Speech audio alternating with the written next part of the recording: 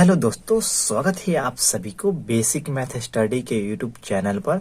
तो दोस्तों, आज की इस वीडियो में हम लोग सीखेंगे क्यूब रूट घनमूल शॉर्टकट मेथड से कैसे निकाला जाता है। तो दोस्तों, प्रश्न है 97,336 का क्यूब रूट निकालना है, यानी घनमूल निकालना है कि इसका घनमूल कितना आएगा। तो दोस्तों, सबसे पहले कि 1 से 10 तक की संख्या को घनमूल आपको याद होना जरूरी है। जैसे 1 का घनमूल 1, 2 का घनमूल 8, 3 का घनमूल 27, 4 का घनमूल 64, 5 का घनमूल 125, 6 के घनमूल 216, 7 के घनमूल 343, 8 के घनमूल 512, 9 का घनमूल 729, 10 का घनमूल 1000। तो दोस्तों, इस तरह से आपको घनमूल 1 से लेकर 10 तक की संख्या को याद होना जरूरी है।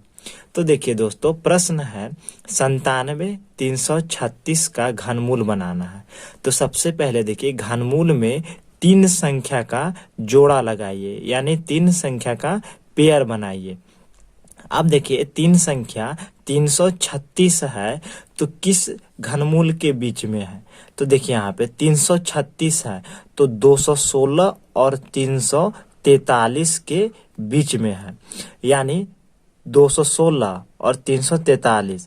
तो 343 7 का है और 216 6 का है, तो इसी के बीच में 336 संख्या है। तो कम वाली संख्या को ले, तो यहाँ 336 के हो जाएगा 6।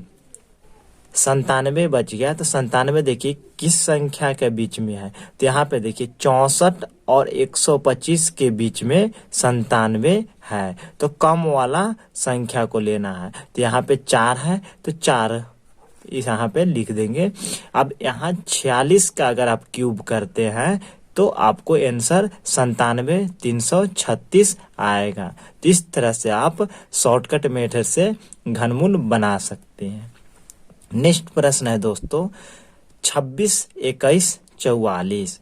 तो देखिए दोस्तों, 3 संख्या का पेयर बनाना है। सबसे पहले 3 संख्या का पेयर बनाना है और देखना है कि 1 से 10 तक के क्यूब में आपको 144 किस संख्या का बीच में है। तो देखिए 125 और 216 के बीच में 144 है। कम वाली क्यूब की संख्या लिखना है। जैसे देखिए 6 का है 216 और 5 का 125, तो 144 चाहिए, तो 144 कम वाली संख्या को लिखना है। तो यहाँ पे 5 हो जाएगा, तो यहाँ पे 144 के बदले 5 लिख दीजिए।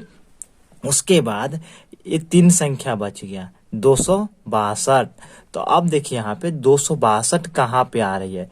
तो 216 और 343 के बीच में 262 है। तो अब यहाँ पे इसका संख्या कितना हो जाएगा? तो 6 हो जाएगा। तो यहाँ पे इसका 6 हो जाएगा, तो इसका क्यूब 65 हो जाएगा। उसी प्रकार नेक्स्ट प्रश्न है दोस्तों 11, 76, 49। तो सबसे पहले 3 संख्या का जोड़ा लगाना है, 3 संख्या का पेयर बनाना है। उसके बाद आपको देखना है कि 649 किस संख्या का बीच में है। तो 8 के क्यूब और 9 के क्यूब के बीच में 649 है, तो 8 लेंगे। यहाँ पे इसका आंसर हो जाएगा 8। उसके बाद अब देखिए 117 किस संख्या का बीच में है? तो 117, तो यहाँ पे देखिए 4 का क्यूब और 5 का क्यूब, यानी 117 यहाँ पे है, तो एक कम वाली संख्या को लेना है। तो ये 4 हो जाएगा, तो यहाँ पे हो जाएगा 48। इस तरह से आप घनमूल बहुत ही आसान तरीके से बना सकते हैं। नेक्स्ट प्रश्न है 21, 952। तो देखिए दोस्तों, 21, 952 है, तो 3 संख्या का पेयर बनाना है, 3 संख्या का जोड़ा बनाना है। तो 952 आप देखिए यहाँ पे 729 और 1000 के बीच 952 है, तो कम वाला संख्या को लिखना है। तो 952 के बदले 9 हो जाएगा, यहाँ पे 9 लिख दीजिए। उसके बाद 21 देखिए 8 और 27 के बीच में 21 आ रहा है, तो कम वाले संख्या लेना है। तो कम वाली हो जाएगा 8 का क्यूब हो जाएगा 2।